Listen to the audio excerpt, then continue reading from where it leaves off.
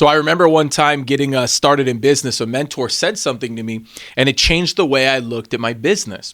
And he said, if you were at sea and you were the captain of a ship and somebody came to you and said, Captain, Captain, Captain, there are 8 holes in this ship that we have found. The question was, how many of the holes would you repair? Now, if you have any intelligence, obviously you're sitting there thinking, wait a minute, we're at the ocean. You'd probably say all 8. Of course, you'd replace and you'd fix and you'd repair all 8 of these holes. But what happens is if you don't know about the holes, or otherwise known as leaks, if we don't know about the leaks, it could be very frustrating in building a business. And you could apply this message to a lot of different areas of your life. This could be in your marriage. This could be in your parenting. This could be in any different working out, taking care of your body. But I'm going to try to center it in mostly in dealing with your business and finding leaks. And when you find a leak, it's really annoying. Another analogy could be like you're riding your bike and you find out that your bike tire has a leak and then your bike gets flat. That's frustrating. But even more frustrating and what would hurt you even more is not being able to find the leak. In fact, knowing where the leak is one of the most liberating things in the planet when you're building a business, because you know that you could fill the hole. You could patch the leak. I want you to imagine a hose. Imagine a hose. And I'm going to hammer this point down. Imagine a hose and you turn on the hose. And if you've ever dealt with a hose and you've even messed around in your backyard before, you know that when the hose bends, then the water just completely stops. And when the water completely stops, your mindset looks really quickly for, okay, 1, did I turn it on? And so is there water flowing? And then number 2, is it bent anywhere in the coil of the hose? And then you find the fact that it's bent, you unbend it, and all of a sudden, boom, water comes out. However, if you've got your hose and you see that it's completely straight all the way across, and you turn on the water and there's no water coming out the other side, this is a frustrating experience. And you first check to see if the hose is bent. It's not bent. And then you're like, oh my gosh, where's the water leaking? And so that's another analogy. And my final one, if you haven't gotten this part already, my final one was I've got these 2 air mattresses at the foot of my bed. And if you're like me and you have children, and you've dealt with putting your kids to bed, you realize that several times throughout the night, they'll come running or crying to you. And so maybe you've made this makeshift bed that's at the foot of your bed. And it may be an air mattress or something like that. If you let them come into your bed, that's a whole nother parenting story that I'll do a different time. And I don't recommend that, but I'm talking about kids that are in their own mattresses. Well, one of the mattresses after time started leaking, okay, at night. And I'm like the mentor, I'm the coach, I'm the one that does these exercises. So I'm looking at it and I'm like, baby, it's okay. And I'm telling my daughter, she says, Daddy, it's my 2-year-old's like, Daddy, it's the, and she's pointing at the fact that her mattress is less than her sister's mattress, who's 3 years old. And I'm looking at it and I'm like, baby, don't worry. Let me find it. Let me find the leak. And so I start by filling it up with air really fast because I don't have patience. I'm of the flesh at times, just like when you're dealing with your business. I don't always want to take the time and the energy to go find out where the leak is. So what do? I just man up. I just put some more air into it. Pop, pop, pop, pop, pop, pop, pop, pop. Fill it back up. They go to bed. In the morning, it's back down. And she says, Daddy, it's down again. It's down again. And this happens in our business all the time where we start having the same problems keep showing their head again and again and again, and it's annoying.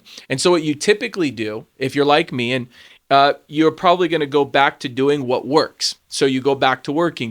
You start putting more energy, put more water into the hose, okay? Or you continue on sailing like you're the captain of the ship. Or you patch it up. You don't patch it up. You fill it up with water.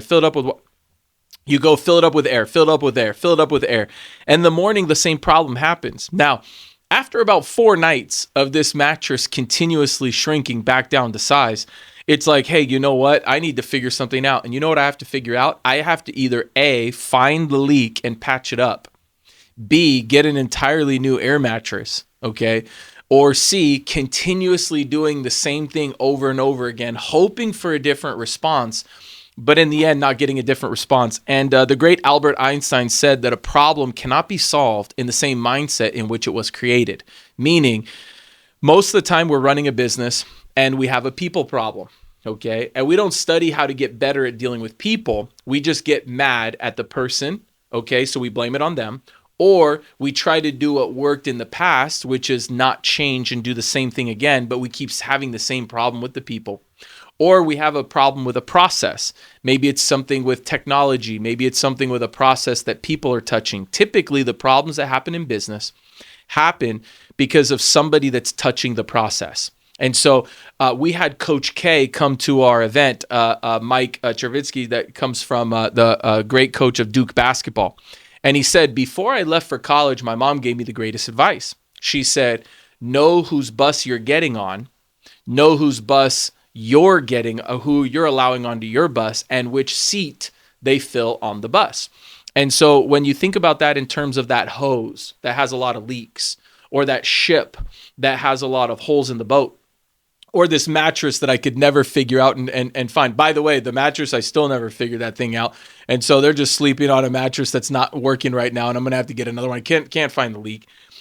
That's the same thing that has to do with people processes in your office. Either you don't have enough people touching the process, or you have people there, but they're not the right people that are touching the process. Or you have the right people, but they're not trained properly.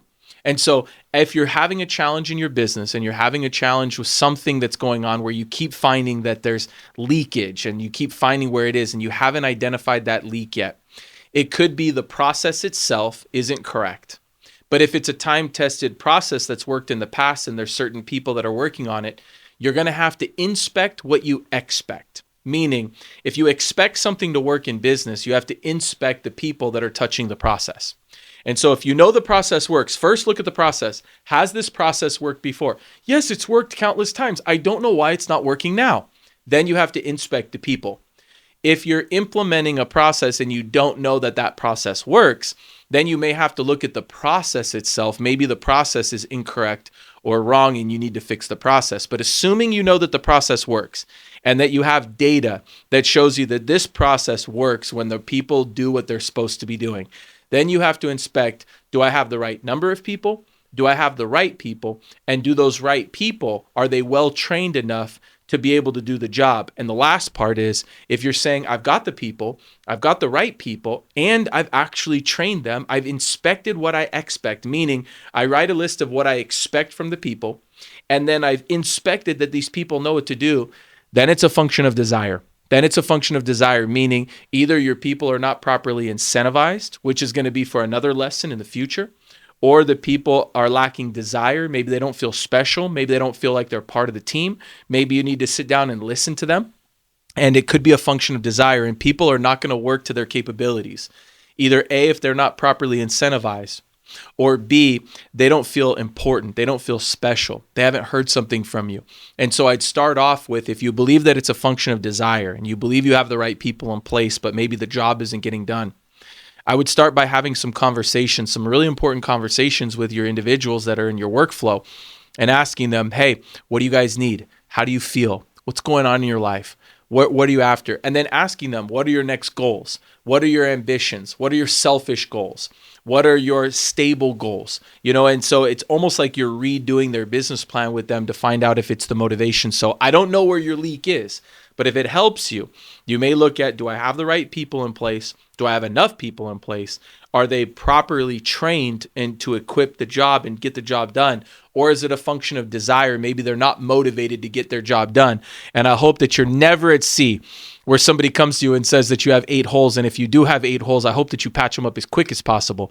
And if you're ever with a fire hose, or if you're ever with your hose in the backyard and you have any leaks, remember, finding a leak is not a bad thing. Finding a leak is a good thing. It's not finding the leak that's a bad thing, because your water is going to continuously go down. It's going to be expensive. It's going to hurt. Your systems and your businesses are going to be hurt. So when you find leaks, don't get upset that you found a leak. Be glad that you found a leak. Fix it and go out there and keep rocking and rolling. And if any of this stuff is helping you and you want to improve your leadership game, whether it's in your personal life or your business life, I strongly encourage you to take a look at our ebook and get the information in the description below and find out if the ebook is right for you. We take 100 lessons and 100 questions and we take a look and we ask so that you could diagnose where your leak is so that you can get it patched immediately. And I hope that you choose to be a leader for life.